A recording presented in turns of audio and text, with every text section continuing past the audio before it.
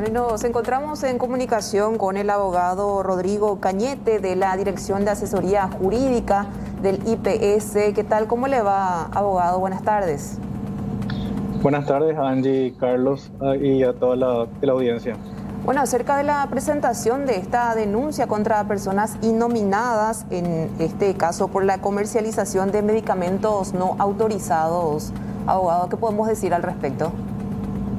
Sí, en relación a esa denuncia, en el día viernes recibimos una denuncia de familiares de pacientes en el Hospital Central que nos comunicaron que había ciertas personas en el albergue de la unidad de terapia intensiva que estaban ofreciendo en venta medicamentos con el logo de uso exclusivo del IPS.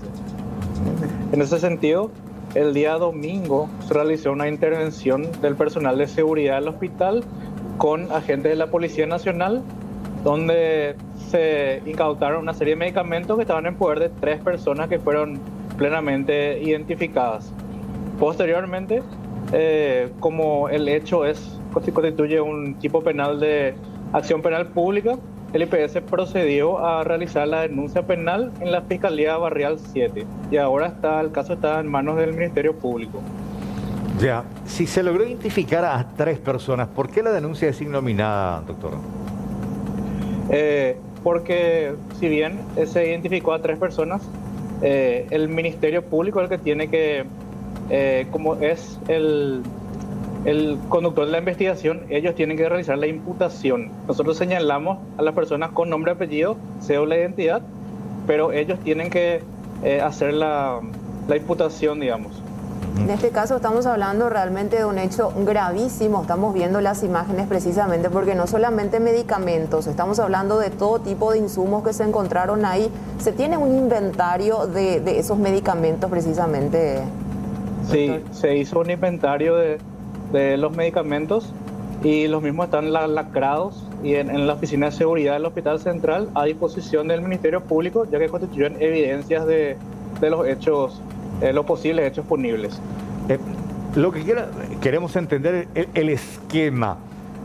Si se estaba vendiendo allí, en este campamento de familiares de internados, ¿bajo qué propósito? Porque aparentemente el IPS pone todos los medicamentos para los pacientes de UTI. Entonces, ¿con qué fin tenían estos medicamentos ahí los familiares? Y tengo entendido, Carlos, que el modus operandi de estas personas era recibir los medicamentos en carácter de donación desde ciertos pacientes fallecidos o que por A o B motivo cambiaron su tratamiento y tenían un sobrante de medicamentos. Lo que normalmente hay que hacer cuando un paciente tiene medicamentos sobrantes es devolver a la farmacia. Pero lastimosamente ese procedimiento los familiares muchas veces no cumplen y prefieren donar o dejar en el albergue los medicamentos, que posteriormente estas 3 personas que están plenamente identificadas procedieron a empezar a comercializar esos medicamentos. Ah, ya. Y eran directamente para pacientes internados en unidades de terapia intensiva, doctor. Así mismo es. Había varios medicamentos e insumos con la leyenda de uso exclusivo de IPS e incluso también había algunos con uso exclusivo del Ministerio de Salud Pública. ¿Y esos medicamentos, cómo funciona el sistema? ¿El familiar del paciente tiene que ir a buscar de la farmacia interna de IPS para llevar hasta la unidad de terapia intensiva? ¿Cómo terminan esos medicamentos en manos de los familiares? Y por lo que entiendo, ellos son los que administran estos medicamentos. ¿Cómo funciona el sistema y cómo terminan en manos de estos familiares, doctor?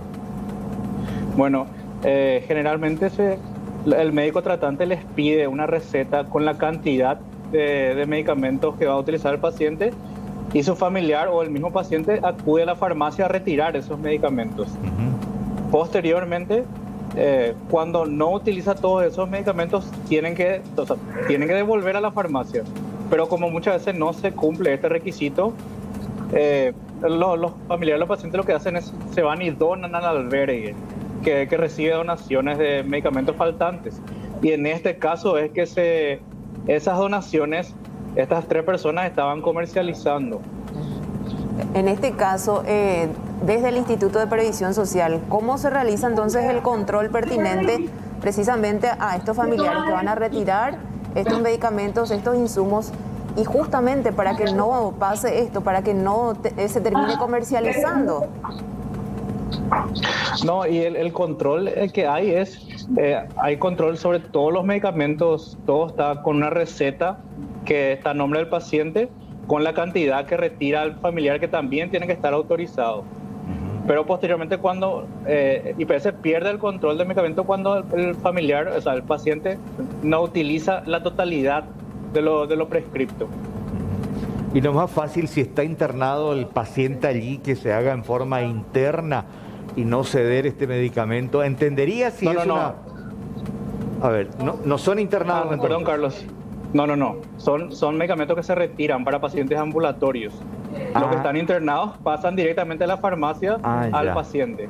Sí. Entiendo. Entonces son medicamentos para ambulatorios que están en la casa, sí, retiran y al final, en el sentido, o que fallece el paciente, ya no usa más, se curó. ¿Cómo al final hay ese sobrante de por medio, doctor? Claro, en el hipotético caso que el paciente fallezca, o sea, los familiares deberían de devolver el sobrante de medicamentos a la farmacia.